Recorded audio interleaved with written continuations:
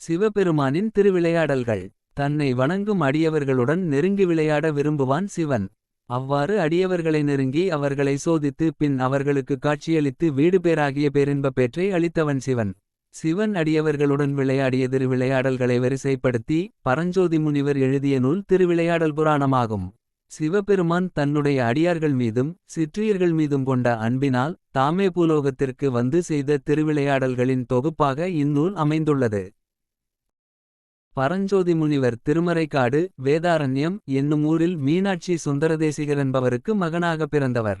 மதுரை மீனாட்சியம்மை பரஞ்சோதி முனிவரின் கனவில தோன்றிச் சிவபெருமானின் திருவிளையாடல்களை பாடும்படி கூறியமையால் இந்நூலை பரஞ்சோதியார் இயற்றியதாக நம்பப்படுகிறது.